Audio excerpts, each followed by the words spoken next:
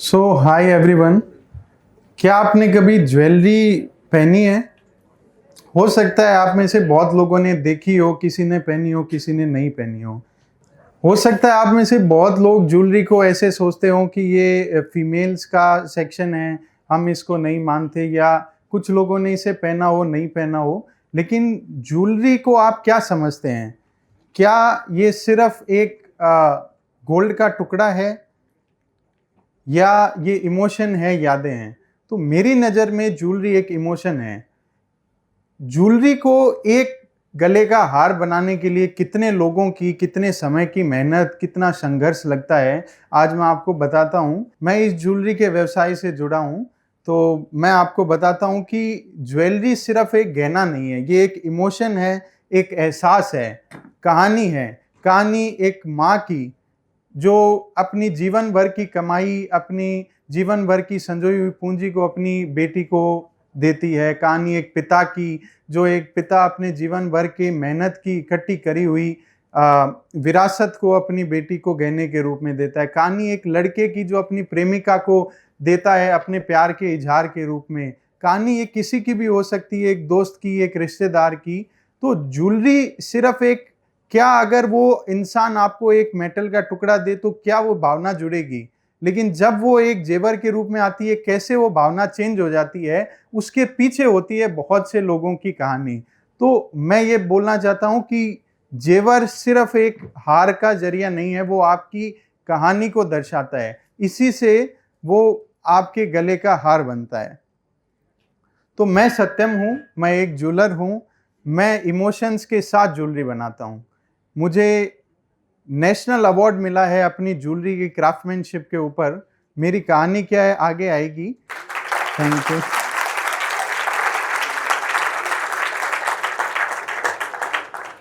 तो ज्वेलरी सिर्फ पहनी नहीं जाती है, इसमें भावनाएं जुड़ी होती है। मैं जो हूँ, मुझे अपने काम से इतना प्यार है कि जैसे मछली को पानी से होता है, बादल को बारिश से होता है, और नाव को नदी से होता है। अगर दुनिया ने बोला कि तू नहीं कर पाएगा और तू पीछे हट गया, तो फिर क्या मजा?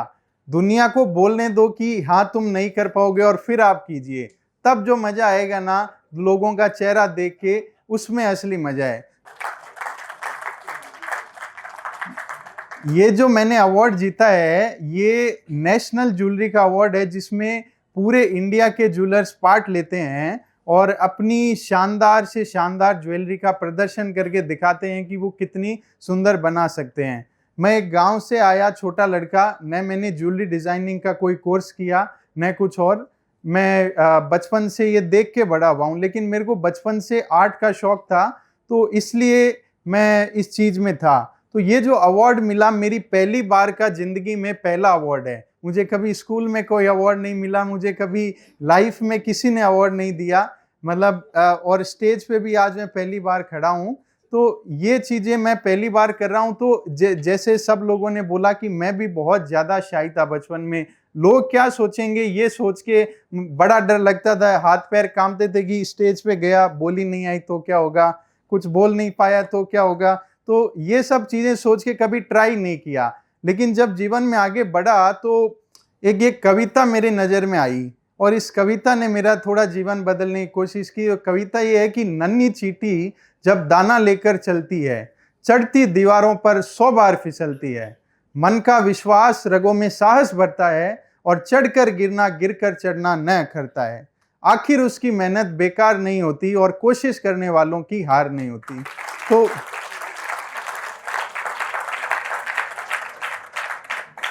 तो शायद इसी कोशिश का एक मैंने सोचा कि क्यों ना अपन कोशिश करें।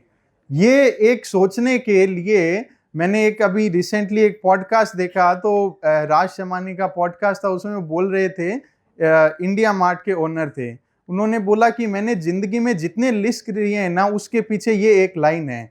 वो लाइन ये है कि आप एक पहाड़ लीजिए और अपना बाल तोड़िए, अपने बाल को पहाड़ से बांधिए और खींचिए, तो आया तो पहाड़ और टूटा तो बाल।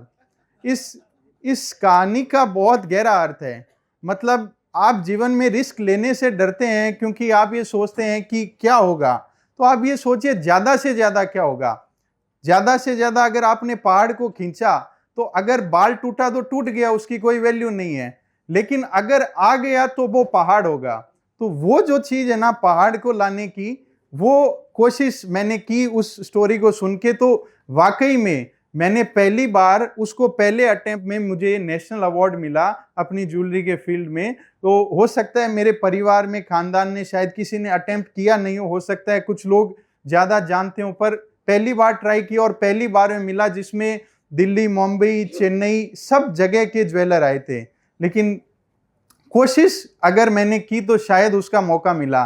तो यहाँ स्टेज पे आने से भी पहले डर था कि मैंने कभी स्टेज पे बोला नहीं है, तो क्या हुआ अगर मैं बोल नहीं पाया, क्या हुआ अगर मेरी आवाज बंद हो गई, क्या हुआ लोग हंसने लगे।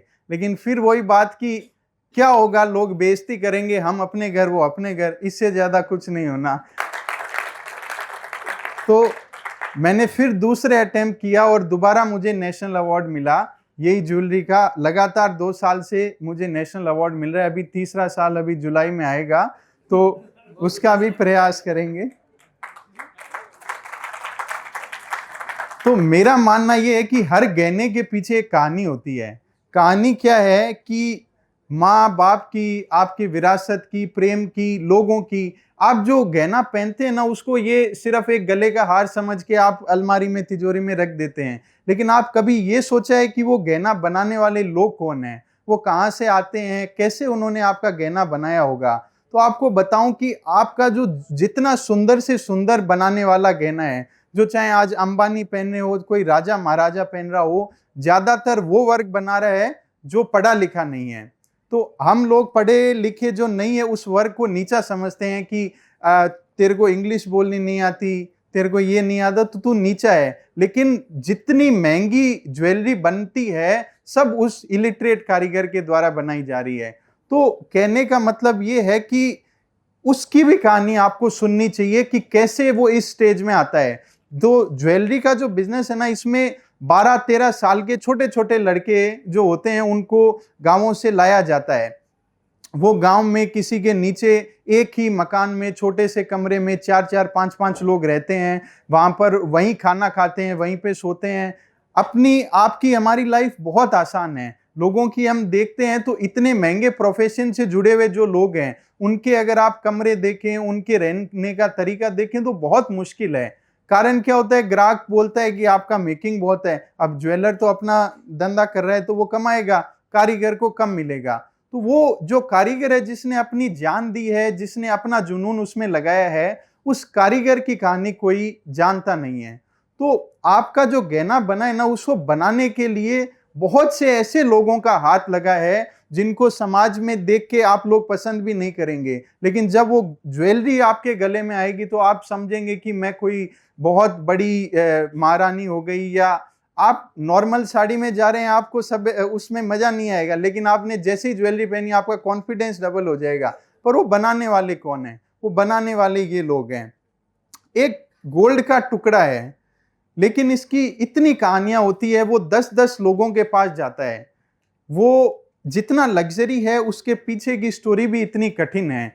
बहुत लोगों को रात रात भर काम करना पड़ता है। मुझे एक स्टोरी याद है, अभी बहुत एक कस्टमर का ऑर्डर था, तो हम रात रात भर लगातार 36 घंटे 48 घंटे हमारा पूरा स्टाफ लग के, जी जान लग के उस चीज को करने का प्रयास करता है कि कस्टमर की शादी खराब नहीं होना चाहिए। तो अगर शादी में ज्वेलरी नहीं पहुंची, चाहे कस्टमर ने लास्ट मोमेंट पे ऑर्डर किया हो, नहीं किया हो, लेकिन वो नहीं पहुंची तो इज्जत का सवाल होता है। तो क्या अगर वो सोने का टुकड़ा होता तो इज्जत का सवाल होता? तो ये बात मेरे दिमाग में घर करी कि इज्जत का सवाल अगर मैं ग्राहक को कह दूं कि सर ज्वेलरी तो नहीं बनी, आप सोना ले लीजिए, तो क्या उसकी इज्जत वैसी रहेगी? नहीं, वो ज्वेलरी बन के ही उसकी इज्जत बनती है, क्योंकि उसमें कहानियां जुड़ी है। तो आपका जो गहना बनता है ना, उसको आपको क्या पता 20-25 लोग 500 घंटे से ज्यादा की मेहनत करके बनाते हो। तो मैं भी उनमें से एक ही हूं। मैं एक छोटे से गांव से बिलोंग करता हूं, जिसको आप सुना भी नहीं होगा। तो वहां पर मेरा जो बहुत डिसिप्लिन बचपन गुजरा। मेरे फादर बहुत ज्यादा स्ट्रिक्ट थे। हमें घर में ये भी अलाउ नहीं था कि जब हमारे पापा हों तो कोई चूकी भी आवाज करे।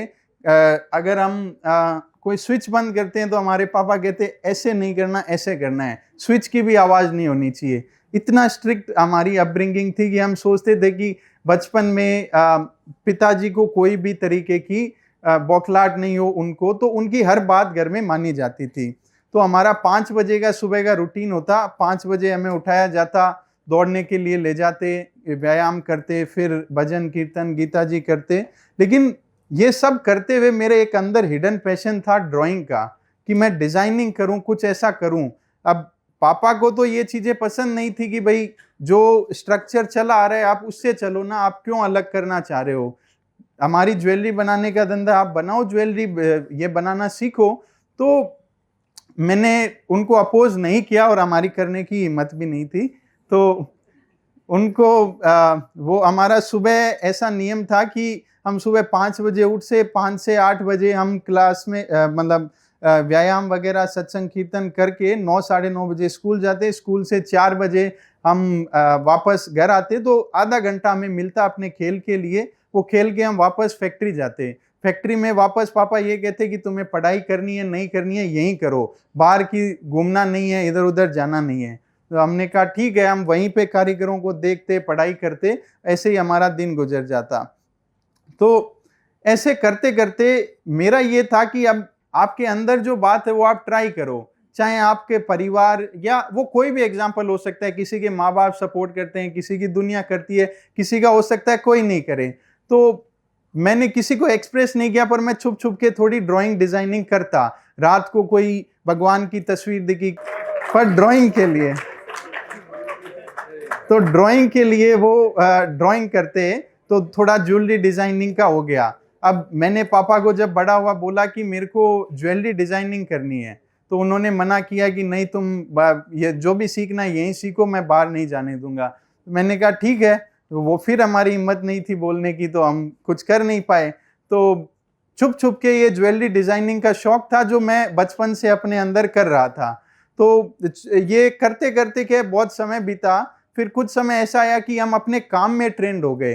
तो एक चीज यहाँ पे मैं कहना चाहूंगा कि आज की जो जेनजी की पीढ़ी है ना, मैं शायद उससे 2 साल बड़ा ही हूँ और आप सब जो स्पीकर हैं उनमें सबसे छोटा हूँ, लेकिन जेनजी की पीढ़ी में ये है कि वो अपने माँ बाप को, परिवार को अपोज करके चलना चाहते हैं। देखिए माँ बाप जो है ना वो आपका बुरा नहीं चाहते, हो सकता है किसी की पेरेंटिंग स्ट्रिक्ट हो, किसी की बहुत सॉफ्ट हो, कोई आपकी हर बात मानता हो, कोई बात नहीं मानता हो, लेकिन उनका पर्पस ये है कि आप जीवन में कुछ करें। तो इस पर्पस से आपको उनसे तालमेल मिलाना होगा। अगर आप ये सोचें कि मेरे पापा का ये बिजनेस है तो मैं तो ये तो करूंगा ही नहीं, चाहे मैं घूम लूंगा, भूखा मर लूंगा, कोई ये कहेगा कि इन्होंने ये बोल दिया तब भी मेरे को ये बात नहीं करनी। अगर आपको 0 से 1 का रास्ता मिला है तो आप क्यों ना 1 से 100 तक जाएं। आप क्यों चाहते हैं कि 1 से मैं 0 तक जाऊं फिर 1 वापस करूं, उसमें चांस ये है कि आप गिर जाएंगे। इधर आप अपनी अंदर के पैशन को और आप अपने जो आपको विरासत मिल रही है उसको साथ में संजो के आप बढ़िए ना, आपको बहुत जल्दी बढ़ोतरी मिलेगी। तो ये बात यहाँ से शुरू हुई कि जब 2021 में हमारे पापा ने, जब हम पूरा काम सीख गए, अपने कारीगरों के नीचे जाके उनकी हमने झाड़ू भी निकाली, उनकी साफ सफाई भी करी, सभी कुछ काम करते हुए हम काम सीख गए, तो उन्होंने कहा अब तुम अलग करो, काम अपने आप करो, दुनिया को खुद फेस करो, ऐसे नहीं कि मेरे भरोसे। तो हम 2021 में पापा ने 2 लाख रुपए दिए। अब आप किसी अगर ज्वेलरी से जुड़े हुए हैं तो 2 लाख रुपए में कुछ नहीं आता है। तो 2 लाख रुपए में उस समय 50 ग्राम सोना आता था, 50 ग्राम का एक कंगन होता है। तो अगर हमने एक कंगन बनाया तो अगले दिन तो हमारे पास कोई काम नहीं है। तो लेकिन उस समय ये था कि पापा ने ये भी कंडीशन रखी कि तुमको इस 2 लाख रुपए में अपना काम भी करना है, घर का पूरा खर्चा भी चलाना है, और कोई भी जो तुम्हारे एक्सपेंसेस है तुमको कवर करने हैं। आज के बाद जिंदगी में मेरे से कोई 2 रुपए की भी उम्मीद मत रखना, जो कमाना है तुम कमाना, इनको गंवा सको तो गंवा दो, इन पे मैं सवाल नहीं पूछूंगा। तो ये हमने लिए, स्वीकार किए और इनको आगे बढ़ा के बहुत ज्यादा, हो सकता है किसी को लगे नहीं लगे, पर अपने अंदर से हमने बहुत संघर्ष किया। तो मैं और मेरा भाई सुबह 9 बजे से रात को 1 बजे तक लगातार सालों तक, बिना कोई संडे, बिना कोई रेस्ट, बिना कोई पार्टी, ये जेनजी के कल्चर से अलग हम सिर्फ काम करते। अब 2 साल इतने कठिन गुजरते हैं ना कि आप हम सोच नहीं सकते कि बिजनेस के, जैसे सर ने बोला कि आप बिजनेस में जब एंटर करते हैं ना, तो शुरुआत के जो 2 साल होते हैं वो सस्टेन आप कर जाते हैं ना, तो मंजिल फिर आपका जे कर्व बनता है। तो 2 साल हमें कई बार ऐसा डाउट हुआ कि क्या मैं कुछ कर पाऊंगा, क्या मैं इस योग्य हूं करने के, या फिर मेरे को पापा से वापस हाथ जोड़ के बोलना चाहिए कि आप हमें संभालो। कभी ऐसा लगता कि हमें क्या कमी है, ऐसा बार बार लगता, क्योंकि हम कस्टमर की नीड पूरी नहीं कर पाते, कई बार रुपए नहीं होते, कई बार पूरे रुपए खाली हैं, फिर भी सैलरी स्टाफ चुकाना है। तो 2021 के बाद हमारा ये सपना था कि हम कुछ कर पाएं, तो हमने जो पहला रिस्क लिया मार्केट में दुकान लेने का। अब तक हम घर पे काम कर रहे थे, घर का ही एक रूम में हम दोनों भाई ज्वेलरी बनाते, क्योंकि हमें काम पूरा आता है जड़ से, एक शुरू से एक तिनके से लेकर उसको गला के कैसे ज्वेलरी बनाते हैं ये पूरा सीखा हमने। तो ये काम इतना आता है, इसलिए हमने कहा कि हम दोनों भाई करते हैं। तब तक कोई एम्प्लॉय भी नहीं था, तो हमने पहला रिस्क लिया कि 14,000 रुपए की हमने मार्केट में एक रेंट के लिए शॉप ली। वो शॉप का किराया 14,000 था। तो मुझे आज भी याद है, आज से 4 या 5 साल पहले की बात है, कि उस समय जब मैंने ये शॉप ली तो ऐसा डर था अंदर कि ये एग्रीमेंट तो 11 महीने का करवा रहे हैं, लेकिन क्या हम ये चुका पाएंगे? 14,000 रुपए हर महीने चुकाने बहुत बड़ी बात लग रही थी कि हम कहीं पे फेल नहीं हो जाएं, हम कहीं पे वापस नहीं आ जाएं। तो मेरे भाई ने बोला कि करके देखते हैं। वही बात कि टूटा तो बाल आया तो पहाड़, करके देखते हैं।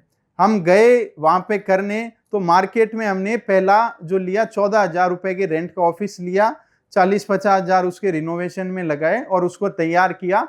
हम दोनों ही उसकी साफ सफाई करते, हम दोनों ही उसमें क्लीनिंग वगैरह सारे जॉब हम दो करके उससे आगे बढ़ते थे। ऐसे हमारा जीवन चल रहा था, लेकिन ये नहीं था कि हमें यहीं रहना है।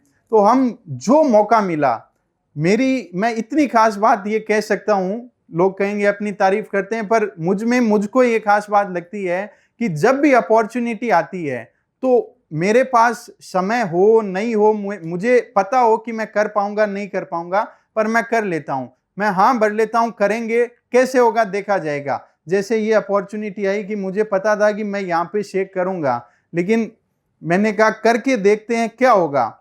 तो ऐसा करते करते हमने एक बहुत बड़ा हमारे कस्टमर हाथ आया और उसने हमें 1 करोड़ का ज्वेलरी का एक सेट बनाने का ऑर्डर दिया। अब वो भगवान की कृपा से अचानक पहली बार आया जब कस्टमर ने हमें बोला कि आप ये सेट बनाइए।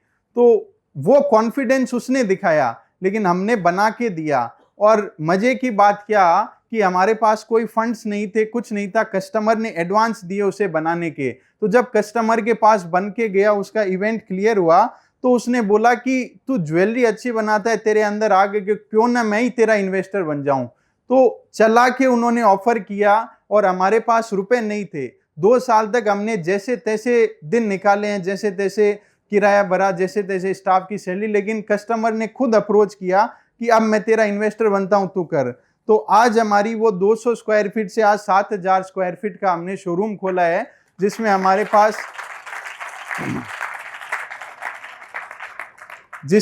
पास अभी करोड़ों की ज्वेलरी है। हम अभी भी उतनी मेहनत कर रहे हैं, हमारी अभी भी वही ड्यूटी है कि 9 से रात को 12-1 बजे तक हम करें। दिन के 14-18 घंटे किस में लगाते हैं ये पता नहीं, पर यह है कि हमें कुछ बड़ा करना है।